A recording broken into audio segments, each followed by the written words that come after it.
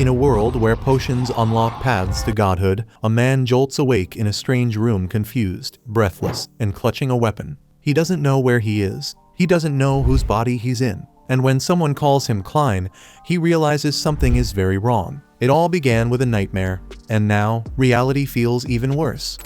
In the world of the Beyonders, humans gain extraordinary abilities by taking potions that set them on one of the 22 paths to godhood. Each path begins at sequence 9, and the lower the sequence number, the stronger the powers. Those who reach the highest ranks of a path can become godlike beings in what's known as the path to divinity. On September 9, 1349, in the 5th epoch, we witness a blood-soaked church. But it all begins on June 28th of the same year, when a man dreams he's falling from a plane and sticky tentacles try to invade his mind. His body explodes mid-air, and the tentacles grow larger, stretching toward his very soul. That's when he jolts awake drenched in sweat, in a filthy, blood-stained room with a gun lying right next to his hand. The pain is so intense he wonders if he's had a brain hemorrhage or died from exhaustion. As he struggles to make sense of it, a hand touches his shoulder and calls him Klein. But he doesn't know who Klein is, doesn't even recognize the voice or the body he's in. He stumbles toward a mirror and doesn't recognize his own face. That's when it hits him. He must have transmigrated. Meanwhile, the police break into a house and find 2 dead men on the floor, Welch and Naya, both history graduates from Koi University. One officer assumes they took their own lives.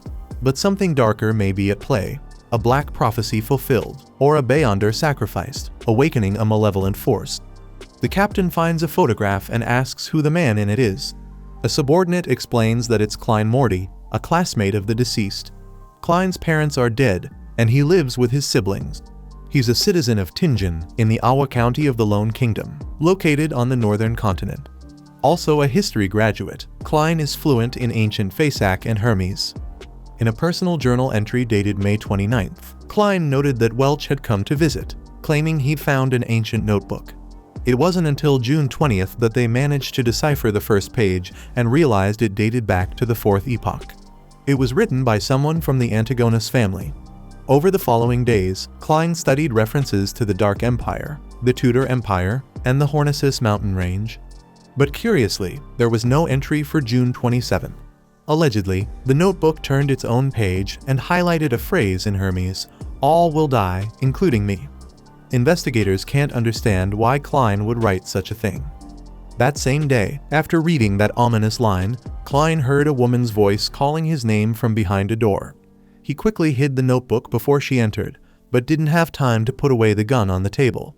He concealed it behind his back just in time. The girl was Melissa Morty Klein's younger sister and a student at Backlund University. When she turned her back for a second, he managed to toss the revolver into a drawer. But she heard the noise and asked what it was. Klein told her his pocket watch broke again. Without missing a beat, Melissa fixed the watch and handed it back like he was an idiot, then left the room. Alone again, Klein cleaned the blood off a lamp and noticed his wound was already healing, perhaps one of the perks of transmigration.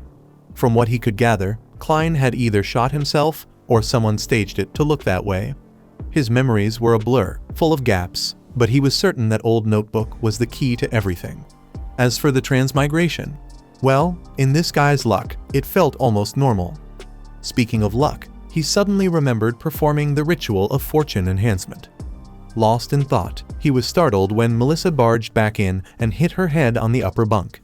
She handed him a plate of sliced food and asked him to buy bread, lamb, and peas. She was heading to school. Since her brother was doing his best to find work, she promised to cook a special meal for him. Once she left, however, he silently mourned the possibility that he might never see her again. Klein picked up the gun and got ready to perform the fortune ritual again, hoping to transmigrate back, hopefully in time for dinner. At the market, he bought rye bread from Mrs. Smyron and ran into an acquaintance on the street. They exchanged polite words about graduation, jobs, and the dream of owning a home. This is the city of Tingen in the Kingdom of Lone. On Iron Cross Street, Klein noticed the moon looked just the same in this parallel world.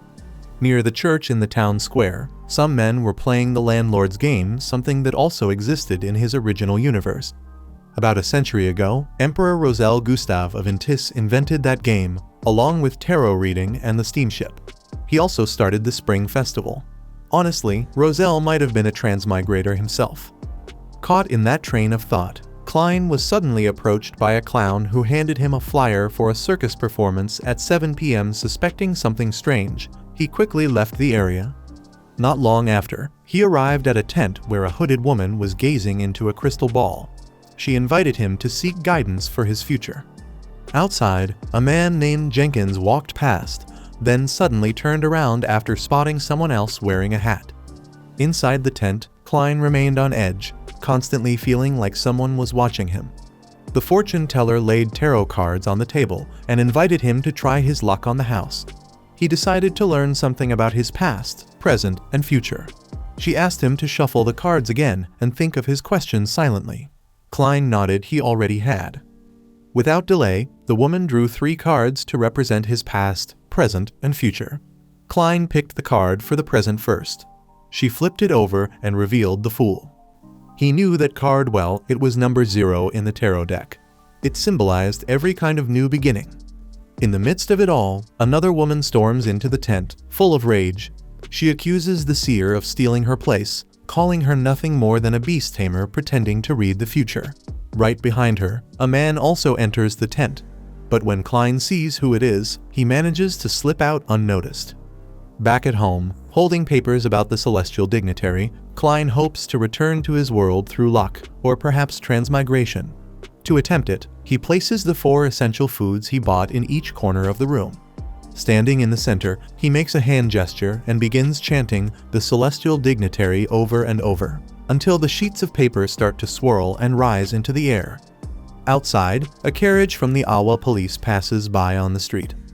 As the wind dies down, Klein, to his surprise, thinks nothing happened. But then, a sharp, splitting headache hits him like a hammer. His body convulses, and a strange reaction spreads through his skin like fire.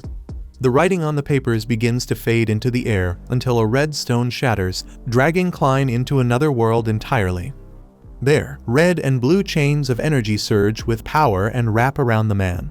A woman from the Hall family performs some kind of awakening ritual in front of a blood-colored mirror.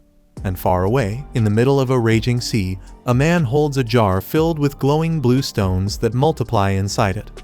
Then, the red energy materializes into the woman, who appears disoriented as she takes in her surroundings. Meanwhile, just in front of her, the blue energy takes form as the man from the furious sea. Floating above them both is Klein, now somehow in a position of authority. The woman looks up at him and asks where she is, calling him "my lord," and that's when Klein begins to realize he might have summoned them. She wonders aloud if this man is the master of the divine realm. But Klein didn't even know it was a divine realm. He hadn't seen any shrine nearby. Just then, as if summoned by her words, a sanctuary rises from the ground, crumbling ruins reforming piece by piece, until the structure is whole again. Klein is startled to see how law is enforced here through manifestation and decree, which makes him wonder if he could use the gray fog to hack the system. Acting on impulse, he raises his hand, and when a reaction ripples through the space, he knows he was right. The summoned man asks where he is, and who Klein really is. That question makes Klein think deeply. Is he Zhu Mingrui or Klein? Whoever he may be, he sits on the throne and declares, "Call me the Fool." The man wants to know what the Fool is planning. Klein replies, "Just an experiment," offering no further explanation. The woman asks if the experiment is over and whether they can leave. The Fool tells them he can send them home if they make an official request. Meanwhile, as if Klein could split himself in two, another version of him walks among the summoned pair. He notices the woman speaks with the innocent voice of a young girl, while the man's tone is calm and cautious. Sitting at the table, the woman smiles, clearly enjoying the whole experience. It's exactly the kind of supernatural mystery she had always dreamed of. Excited, she asks what she needs to do to become a Beyonder. But Klein has never heard that word before and finds himself speechless. Not wanting to look ignorant, he suggests she ask the gentleman beside her. Studying them closely, Klein guesses the young lady might be a noble from Lone, while the summoned man wonders how the Fool managed to bring him here, since he lives across the vast Sonia Sea many leagues away. At the fool's request, the man explains that to become a Beyonder, she must join the Church of the Evernight Goddess, the Lord of Storms, or another of the major churches. While most people never become Beyonders, they do exist and constantly battle against the darkness. The woman says she doesn't want to lose her freedom, so the man advises her to seek help from the royal family or the nobility. But since she insists on another option, he remembers he has 2 sequence 9 potions, one called Sailor and the other Listener. As he describes the potion's effects, Klein realizes that each one grants supernatural abilities tied to different attributes, and considering that sequence refers to skill level, perhaps the Grey Fog and his transmigration are part of some Beyonder power too. At that moment, the young lady turns to the fool and explains she's made an agreement with the gentleman, and would like Klein to act as a witness to the pact. He agrees. She then excitedly asks if he could arrange more meetings like this. Klein seems unsure what she means, so the man from the Sonia Sea explains. The fool has powers beyond imagination, but he and the young lady could handle simpler matters the master doesn't wish to deal with. Klein reflects on this. Holding frequent meetings might reveal his secrets, but staying in touch with this mysterious realm might also increase his chances of returning home. He would have to face the fear of the unknown. With that, the fool decrees that meetings will be held every Monday at 3 p.m., as long as both guests remain discreet. The woman asks if they should come up with aliases, since they can't use their real names. The fool likes the idea. Suddenly, an image of someone knocking on a door flashes through Klein's mind, followed by a painful vision, his own dead body. As for the young woman, since the fool emerged from a tarot card, Audrey Hall decides her codename will be Justice. The man chooses to call himself the Hanged Man. With every word spoken, Klein feels worse. The figures before him begin to distort insanely, impossibly. Unable to take it any longer, he ends the meeting on the spot. As soon as he does, the summoned ones vanish with their energy chains, and the fool dissolves along with his throne, like dust scattered by the wind. Moments later, the Hanged Man finds himself back on his ship, his jar of blue stones now shattered. Audrey sees her mirror broken, and Klein he returns to the place he currently calls home. Some time later, he wakes up to the sound of police knocking on his door. Quickly, he hides the blood-stained notebook and his gun. Peeking through the keyhole, he spots an impatient inspector on the other side holding a book. Taking a second to fix his hair, he finally opens the door. That's when Klein discovers that the man at his door is the same one who was following him in the square. His name is Leonard Mitchell, a member of the Awa police. Though he insists he wasn't threatening Klein, he was protecting him. Without waiting for permission, Leonard steps inside, and another officer named Dunn Smith tries to calm the boy by saying it's just a routine investigation. Klein asks whether Naya and Welch really took their own lives. According to the detective, yes, it appears so. Still, Klein suspects they were possessed, but he keeps that to himself. Leonard finds the blood-soaked notebook and reads the phrase, "Everyone will die, including me." He asks what it means. Klein stays calm, pretends to think for a few seconds, then says he doesn't remember. Dunn goes on to say there's evidence Klein visited Mr. McGovern's house on 27th Street. Klein didn't even know that himself. He explains that the only way he can guess what he's done lately is by reading his own journal, even if the inspectors don't believe him. Ignoring that, Dunn adds that McGovern's revolver is missing, and it will likely be found here. Without hesitation, Klein admits it's in the stove. He tells them that last night, in the middle of the night, he woke up sitting at the table, as if he had failed to pull the trigger. From that moment on, his memory started to fade. Dunn believes Klein is telling the truth, but it doesn't matter. He'll still have to go through a psychic evaluation to recover his lost memories. A medium will dig into his past experiences on Earth. Even so, Leonard says the boy is lucky to be alive. Usually, people involved in these kinds of events don't make it out at all. After the inspection, Klein follows the officers outside, on his way to the psychic test. Nervous they might discover he's a transmigrator. Distracted, his attention is suddenly caught by a man yelling at a child who's been stealing food from him every single day.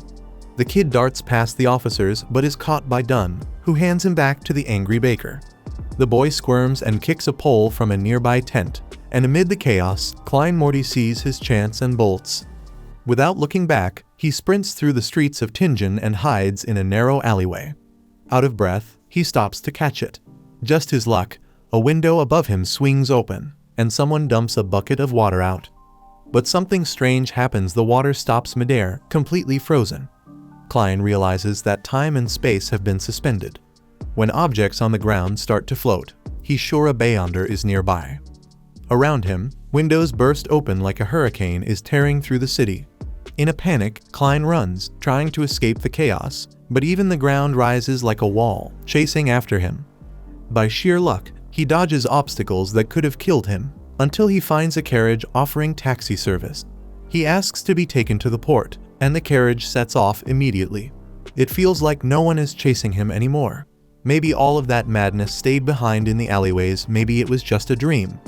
Feeling safer, Klein tells the driver to pull over, but the man ignores him and changes course, heading instead to Welch's house. Then, the driver's beret falls off. It's Inspector Dunn Smith. In the next scene, Klein wakes up from the dream back at home. The door opens, and standing at the end of the hallway is a man in a long coat, silent. He walks forward and introduces himself as Dunn Smith, the Night Watcher. Klein suspects this man was the one manipulating his dream. The Night Watcher says that by night, their power is far greater than most would believe, and proves it by ripping apart everything around them, lifting Klein into the air using the wreckage of his own home. A woman with glowing eyes suddenly appears behind Klein. She tells him to stay calm, she'll be quick and gentle. Dunn adds that there's no need to worry, since she prefers corpses over men anyway. Then, a series of fragmented scenes flicker by, hinting at the passage of time. Eventually, Klein Morty finds himself looking at a happy image of his parents. The woman, still somewhat hidden, says superficial memories can be erased, but deep within the ocean of the mind, echoes may still remain. Judging by what he's seeing, Klein assumes he's inside his own mind, and maybe just maybe this mysterious woman can't see his secrets. In his head, he thinks all of this might be because of the gray fog. Suddenly, the woman grabs him and demands to know where he hid the Antigonus family notebook. Klein says he doesn't know. She then asks what he was doing on June 27th, the day Nia died. Klein doesn't answer. In that moment, McGovern's revolver materializes in his hand. He raises it toward the woman's ghostly face, but then changes his mind and aims it at his own head. Sometime later, he wakes up in a different place, wondering if he passed the test. Up ahead, the mysterious woman tells Dunn that Klein survived shooting himself, but there are no clues about the missing memories, just as Welch and Nia's souls have vanished. According to Dolly Simone of the Church of the Evernight Goddess, the force behind all this is fear itself, and she's never encountered anything so complex. She warns Dunn Smith to be careful. Dunn explains that the Antigonus notebook has disappeared, which means Klein is still in danger, but they can't protect him. So, the Night Watcher offers Klein a choice to join them and become a beyonder. The next day, following the police officer's instructions, Klein Morty heads to the Hound pub to look for someone named Wright. If he joins the Night Watchers, Klein fears they might discover his secret, but at the same time, it could be the perfect way to blend in. Besides, it might be a good opportunity to learn more about mysticism. Inside the pub, men were betting money on a dog savagely tearing rats apart inside a cage. Even outside the cage, some patrons were fighting each other, and none of them seemed the least bit welcoming. When Klein approached the counter, even the bartender took a jab at him, saying they didn't serve milk there. Thinking this might be Mr. Wright, Klein corrected him and said he was looking for mercenaries. A drunk sitting nearby burst out laughing, saying the kid must be living in the past. The bartender, none too gently, stepped closer and asked who had sent him. Klein replied that it was Dunn Smith. At that, Wright glanced around, then told the boy to follow him through a door in the back. There, without realizing it, Klein was taken into a hidden elevator. After a short ride, he arrived in a strangely clean and refined room with Blackthorn Security Company written on the wall. Behind the counter sat a receptionist named Roseanne Adelaide, who was fast asleep. Embarrassed, Klein woke her up, startling her. She blurted out that the Soaring, the new steam train, was launching today, but quickly realized the young man wasn't interested in that. When she heard his name, she remembered the captain had mentioned someone new would be arriving. A hidden passage opened behind the counter, and Leonard Mitchell appeared on the other side. He didn't say a word to Klein. As she guided him through the passage, Roseanne mentioned that there had been more Beyonder cases in the past couple of days. While heading down the stairs, the two ran into the beautiful Royally Riadine, a member of the Night Watchers known as the Sleepless One. Farther down, Klein came across the strange office of Fry, the corpse collector, a distant man, but according to Roseanne, a good guy. He even taught her how to draw. In the hallway, they passed Kenley White, a member who had only joined 6 months ago and was always nervous during missions. After showing Klein around, Roseanne dropped him off near the captain's office. She could have gone in with him, but for some reason, despite the man being kind like a father to her, she always felt uneasy around him. Finally, Klein arrived at a massive gate known as the Chinese Gate. Beside it, the door to the operations room opened, and inside was Dunn Smith. The inspector handed Klein a document from the Awa Police Department's Special Operations Division for him to sign. He then explained that Blackthorn Security was just one of the Night Watchers' many covers. They also operated under the Church of the Evernight Goddess, and from now on, Klein would be part of the group investigating supernatural incidents. However, the captain warned him, as a Night Watcher, he ran the risk of losing control. As he said that, he handed the boy a candle and led him to another room. Beyond the door was a place that looked more like a cathedral or mausoleum, filled with tombstones. Each one bore the name of a Night Watcher who had been sacrificed, pioneers of Tinjin, revered to this day, all of whom had died after losing control. Klein placed his lit candle in front of one of the tombstones. Then, Dunn asked him if he knew the creation myth. The young man answered that the Creator, awakened from chaos, brought forth the first ray of light, and then created all existence. One of his eyes became the sun, the other the crimson moon. His body became the earth and stars. His hair turned into the phoenix, and his ears into demonic wolves. As Dunn explained, everything came from the same origin. Humans can craft potions using mystical ingredients to gain powers and follow certain paths. Klein recalled how the Hanged Man had mentioned something about the 22 paths the day before. Dunn went on to say that the Church of the Evernight Goddess had sequenced 9 potions for 4 paths. The Complete Sleepless Path. The Corpse Collector, meant for self-defense. The Mystery Prior. And the Seer, for mysticism. However, none of them were strong offensively. Dunn mentioned another option, the Path of the Diviner, though they only had the Sequence 9 version. Either way, Klein wasn't expected to decide now. First, he needed to talk to Neil in the alchemy room to make the best choice. As Klein walked away, Captain Dunn stayed behind, reflecting that the Night Watchers were guardians, but also a bunch of miserable souls fighting threats and their own madness. Wandering the hallways, Morty thought to himself, no matter which potion he chose, what he really needed was knowledge about mysticism. In his view, the Sleepless and the Corpse Collector were off the table. That left him torn between the Mystery Prior and the Seer. When he arrived at the alchemy room, he knocked 3 times and stepped in. No one seemed to be there until an explosion went off. Neil came stumbling out of the smoke, coughing like crazy. Before anything else, the old man said he'd been expecting Klein. But before choosing a sequence, there was something he needed help with, organizing some documents. Without complaining, Klein helped sort a few books on the shelves. While they worked, the old man mentioned that the boy had a degree in history and knew ancient Phases and Hermes. Klein corrected him, saying he wasn't exactly fluent. Neil replied that it was always better to start with something you're already good at. That way, once you got the hang of it, you'd be able to decipher books that vanished after Emperor Rosel's death. Most of those journals had been lost, and recovering just these 3 had taken great effort. It said that the unique symbols Rosel invented held mysterious powers, though for over 150 years, no one had uncovered their true meanings. Still, Neil claimed to have deciphered a few of them, and was confident they represented numbers. In other words, it was a diary. Fascinated, Klein took one of the documents and realized it was written in simplified Chinese by Emperor Rosel Gustav himself. It read, November 18th. Truly fascinating. I found a poor man caught in a storm and lost in the darkness. Lucky fellow. He met me, the protagonist of this era. January 1st, 1184. A magnificent New Year's party. Lady Florna was absolutely dazzling. Klein was taken aback to discover that the Emperor was far more emotional than he'd imagined. But right after that, he got hit with a heavy line from another part of the journal. I've repeated it so many times, The secret of potions isn't about mastering them, but internalizing them. It's not about gaining powers, but becoming. The names of the potions aren't just symbolic, they're a concrete key. The key to internalization. Reading through the journal, Klein Morty began to wonder if he might actually discover a way back home. As he kept reading, he came across another passage from the Emperor.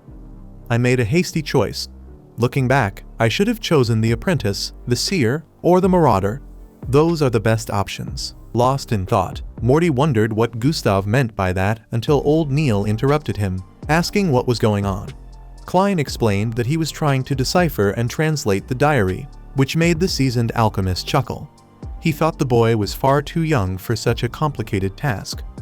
Letting the matter go, Neil asked which potion the boy wanted to take. Klein decided to trust his predecessor and chose the seer. Neil reminded him that once he made this decision, there would be no turning back, but Klein was sure he had to follow his heart.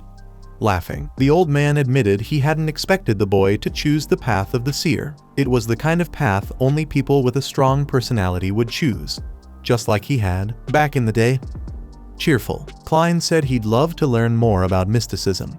That's when the alchemist recalled a quote from Emperor Roselle, "Knowledge is power." And now that Klein had made his choice, it was time to begin. Without delay, the alchemist started mixing. 100 milliliters of pure water, 13 drops of nightshade extract, 7 mint leaves, 3 drops of hemlock extract, 9 grams of powdered dragon herb, and finally, the most crucial ingredients, 10 milliliters of crystallized squid blood, 50 grams of stellar water crystal. With all the elements combined, the seer's potion was complete. Honestly, Klein was terrified of being poisoned after drinking that concoction. But Neil warned him the more he worried, the less he'd absorb. So, Klein stared at the liquid, took a few seconds to gather courage, and drank it. Immediately, the same words began repeating in his mind. Hornesis, Phlegria, Hornesis, Phlegria. As the psychedelic rush took over, the alchemist explained that the effect had begun. Some powers were leaking out. That was normal. Whatever happened, Morty had to stay focused and picture a very ordinary object from this world. Concentrating, Klein imagined a top hat. Then, Neil instructed him to adjust his thoughts and visualize something that didn't exist in this world. Still focused, Klein imagined something that cracked the ground beneath his feet. The crack widened until it became a full-blown explosion that could be heard by Leonard on the far side of the base. Panicking, Neil yelled at the kid to control his spirituality and imagine something foreign to this world, but Klein Morty was completely tripping, lost inside his private universe, where a massive object rose beneath him and carried him high above the city of Tingen. Down in the streets, some people felt something strange happening, but none of them could see anything at all. Neil kept urging Klein to recall how he had imagined the object.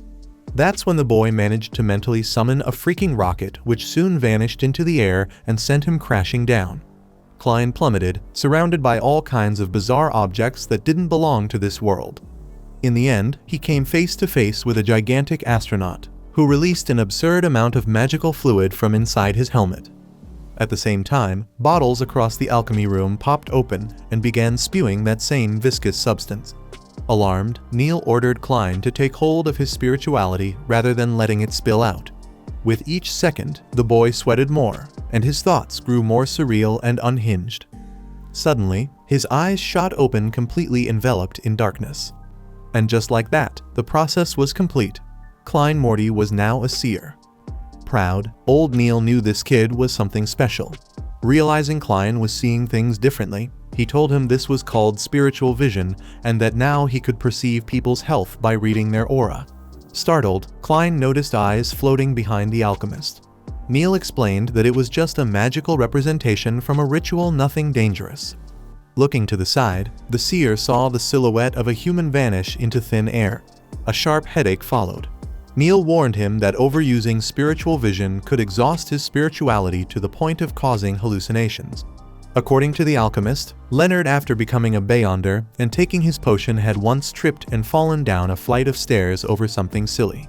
So, if Klein wanted to control his mind better, he had to tap twice between his eyebrows to switch the spiritual vision on or off.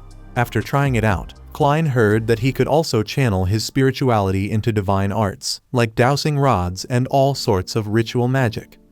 Wrapping up the lesson, Neil told the boy to check the demon hunting bullets, along with a few other items, before leaving.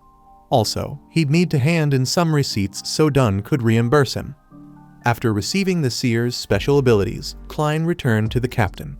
Speaking of which, Dunn warned him that being special in the world of Beyonders came with real danger.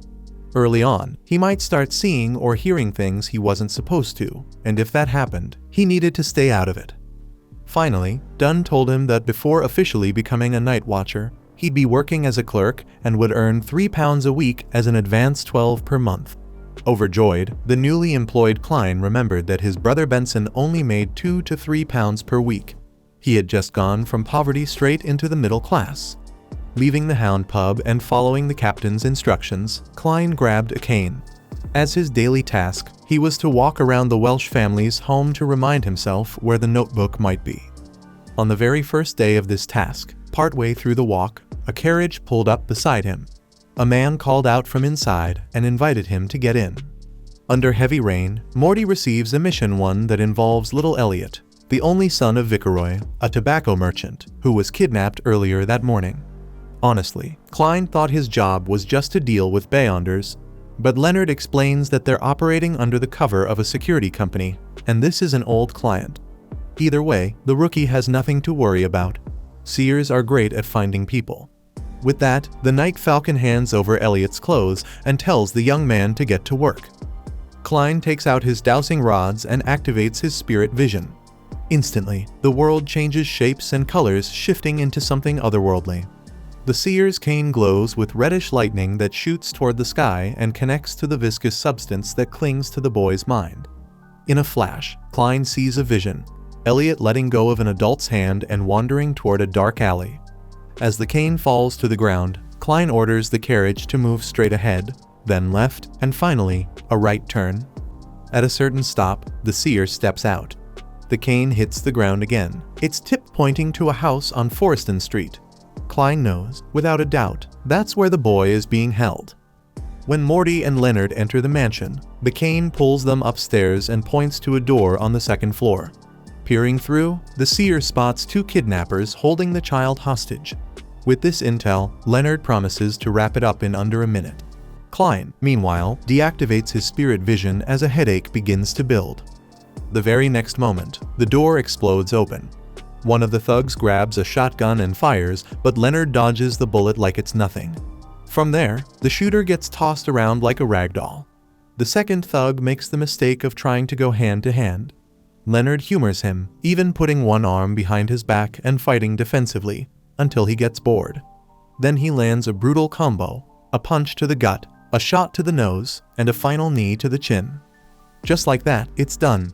The job's over, and all Leonard wants now is to clock out and go home. Klein unties the child and asks who the kidnappers are. Leonard says they're gamblers from the Hound pub. But before they can leave, Klein watches as a spiritual feather floats down from the ceiling, vanishing just as it touches the thugs, triggering a strange reaction in their bodies. That's when Leonard realizes this wasn't just a simple kidnapping. Things are finally getting interesting. Suddenly, the criminals rise again. Their bodies twist and merge into a bizarre, grotesque creature that lunges at the Night Falcon with terrifying ferocity. Leonard keeps his cool, dodging each attack with ease. But it's clear this thing is far more dangerous than two angry middle-aged men. Still, Leonard uses his teleportation skills to stay safe and wait for the perfect opening. When it comes, he strikes, but the creature vanishes.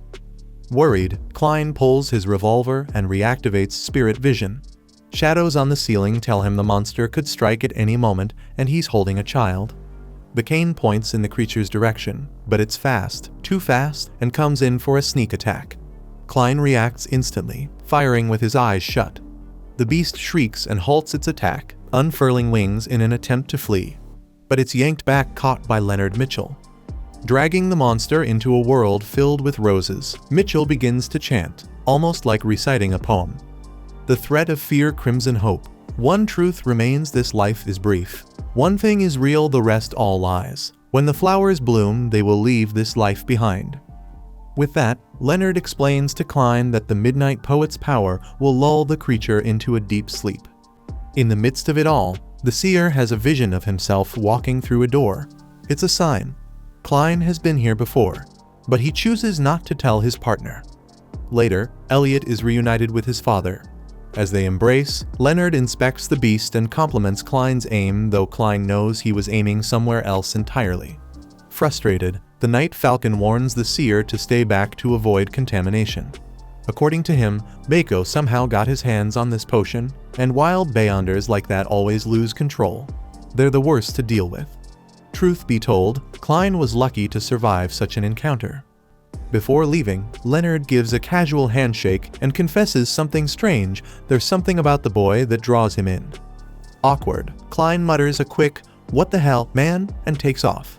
But as soon as he steps outside, Leonard uses his own shadow to check and concludes the boy isn't special after all. After finishing the mission, Klein heads home with a big smile, eager to tell his sister he found a job. But when he opens the door to his apartment, there's a new flight of stairs. It feels like he's entered a labyrinth. At the end of the corridor, strange noises echo behind a door. He opens it and finds the Antigonus family notebook. Scrawled on the page, "Everyone will die, including me." Below it, the Fool card manifests growing, expanding until it covers the entire floor beneath his feet. In that instant, Klein wakes up same table as always and realizes that the house across from the kidnapping site holds a clue to the Antigonus notebook. In the next scene, a man walks through the morning light, searching for 2 Daffodil Street. When he arrives, the mailbox reads Morty. Just as he reaches for the bell, Klein and Melissa open the door, joyfully welcoming their brother Benson back home. They're all moving in together, even though they're still paying rent at Ironcross Street since the stingy landlord refuses to return the deposit. Benson says he'll deal with the guy. Everyone laughs when he adds, "Even a baboon is smarter than that man." Next, the family gathers for lunch. Even though it's Klein's first time cooking, Melissa absolutely loved the taste. Benson hands his brother a box with a nice outfit inside. After all, Klein just got a job and should feel good about himself. Klein puts on the outfit and shows it off to his siblings, receiving their warm affection and the feeling that he truly belongs to a dream family. With a smile, the older brother raises a toast to Klein's new job. Melissa joins in, celebrating the new home they now live in. And finally, Klein makes sure to add that their future is only going to get better.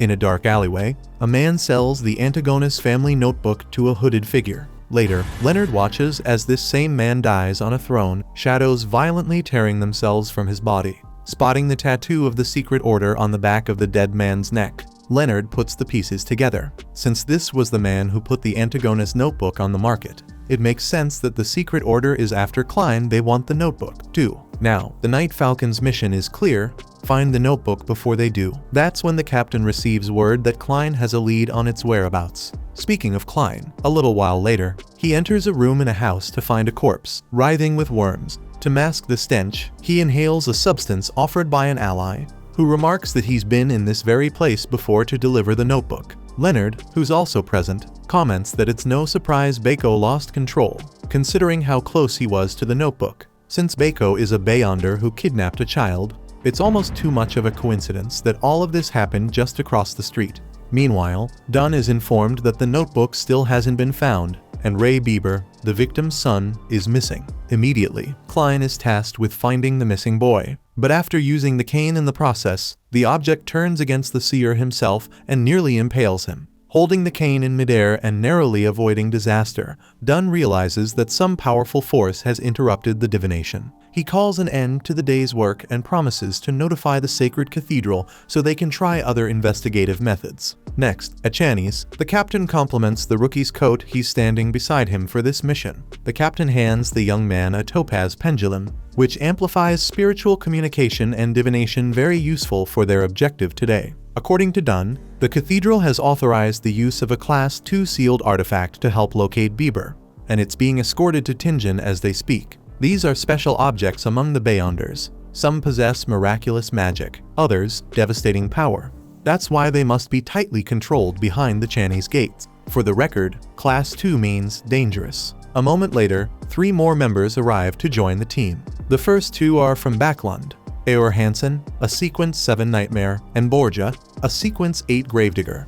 finally, Dolly Simone, a Sequence 7 medium someone Klein has had the pleasure of meeting before. Ayer points out that this operation is dangerous, and that bringing along a seer with no combat power seems questionable. Dunn doesn't say anything, but he notices that Ayer is carrying artifact 2049, the one that was actually approved by the Sacred Cathedral, not the one he'd expected. Once the group is assembled elsewhere, the captain points out that even though the antagonist notebook is involved, they weighed the risk of activating 2049. On that point, Ayer Hansen admits the risk is high, but if Bieber really is an antagonist descendant, the only way to find him is with this artifact, which his own family created, responsible solely for using the artifact. Ayer instructs everyone to follow his lead if they value their lives. With that, Ayer moves his arm in a pendulum motion, and everyone present mimics the gesture. Over and over, he pulls away the cloth covering the artifact, and the case thrashes to the floor as if it has a life of its own, slowly opening to reveal a minstrel doll. Klein can't imagine how something so adorable could be so dangerous until the doll reveals its true, demonic face, paralyzing the nearest human and starting to turn him into a puppet.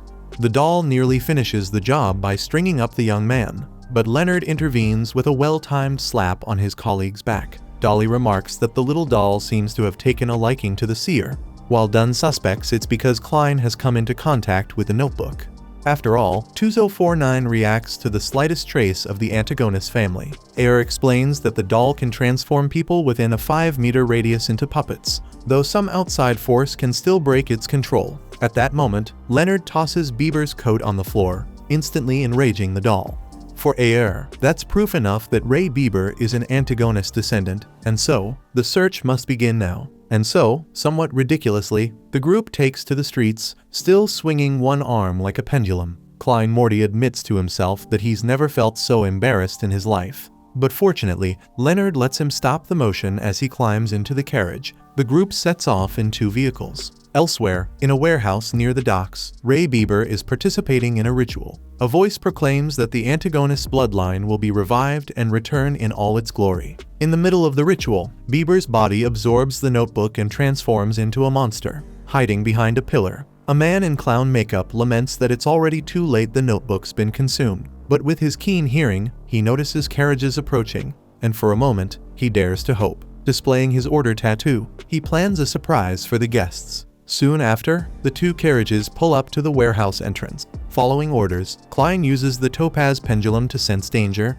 and the artifact detects an enormous threat. The warehouse doors swing open, releasing a red smoke that sends the horses fleeing, carriages and all. The Night Falcon members train their weapons on the smoke as a monstrous giant emerges, raging and ready to attack. The Falcons open fire, slowing their enemy's charge. Dunn shows Klein a sleep incantation and tells the seer to back off and stay safe. The Falcons then recite the midnight poem, imprisoning the giant in a world where they have the upper hand, and with every second, victory seems within reach. But in a sudden twist, the monster responds by spewing a dark substance from its mouth. Dolly realizes the poetry isn't working. With a violent punch to the ground, Ray Bieber breaks free from the astral prison. Dunn realizes this isn't just a Beyonder losing control, this is a dead soul. With that in mind, he climbs onto the giant's back and strikes with a surge of electricity. Dolly joins the assault, unleashing the death stare. While the captain quickly realizes this isn't just any dead soul, it's already under the control of the notebook,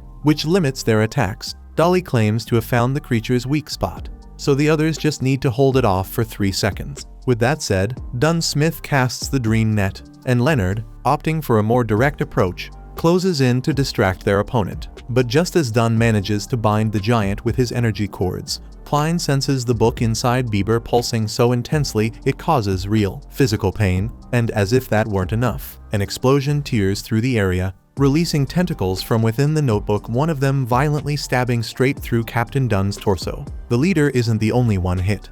Leonard is also gravely wounded. The other 2 try to protect the artifact, but one tentacle manages to knock the briefcase to the ground. Seeing this, Ayer orders Borgia to secure the item while he charges at the giant monster. Confident, he plunges his magic-imbued sword into the enemy, but it has no effect at all. In return, Bieber deals a devastating blow to the Falcon, knocking him flat and forcing Borgia to rush to his aid. Still alive, Dunn grabs the tentacle skewering his body, and with veins bulging across his face like rivers, he recites a poem, refusing to back down.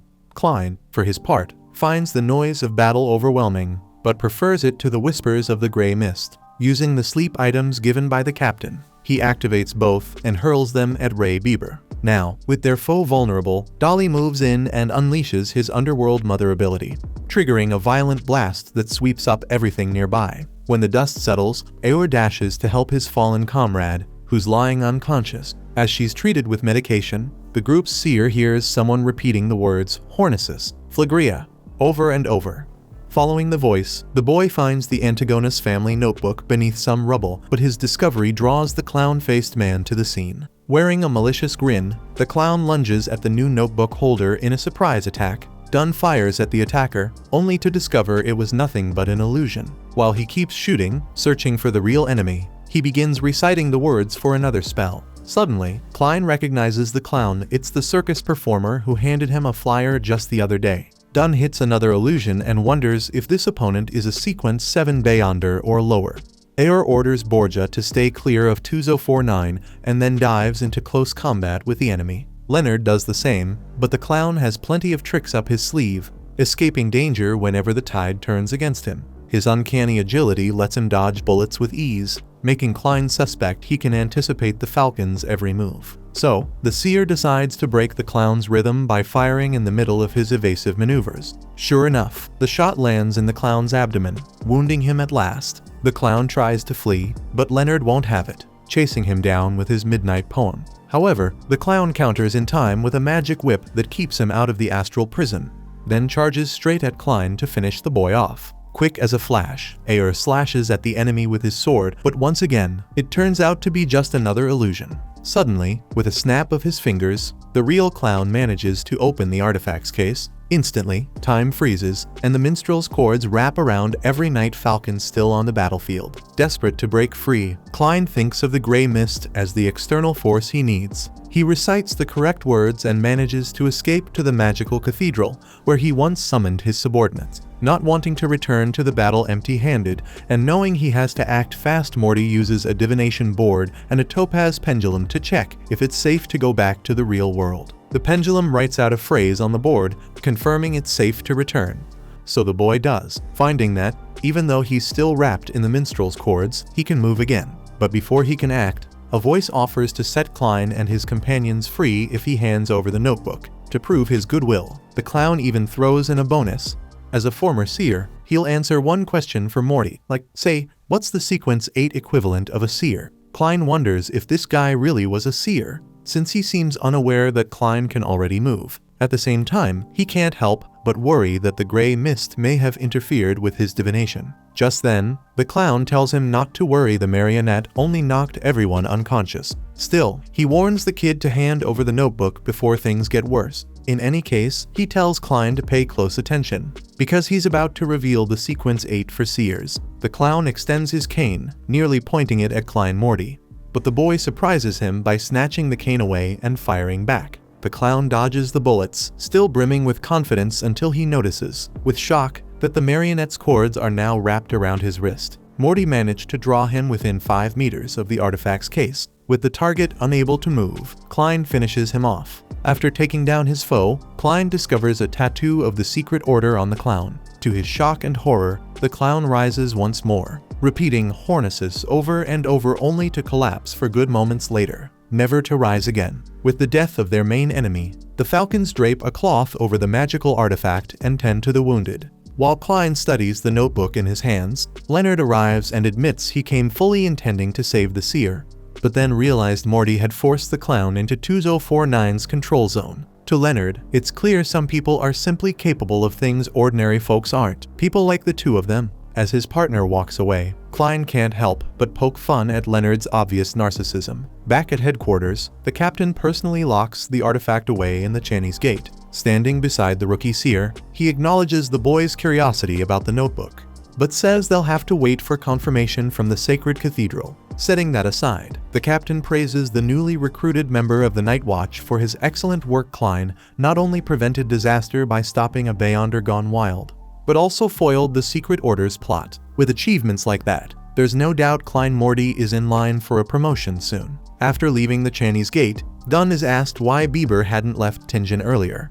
considering how dangerous absorbing the notebook was. He replies that people under the influence of ancient, evil powers tend to make poor decisions. Further along, Klein sees the clown's body in the corpse collector's room and lowers his head. The captain urges him not to dwell on it after all. Killing that maniac saved countless lives. Shifting gears, Morty reveals that he's figured out what Sequence 8 is on the Seer's path. It's the clown. Later, out on the street, the team from the last mission gathers. Dunn announces that Dolly will be sent back to Backlund once she's recovered. Ayer Hansen remarks that Klein's actions today were nothing short of incredible, and asks how a Sequence 9 managed to kill a Sequence 7 from the Secret Order. The boy admits he doesn't really know. He figures it must have been a blessing from the goddess. The clown predicted everything, except that Klein wasn't actually under control. Leonard suggests it might have been because Klein had the notebook, so the clown offered to awaken him in exchange. That's when Klein seized the opportunity to let the clown fall under control and then finished him off.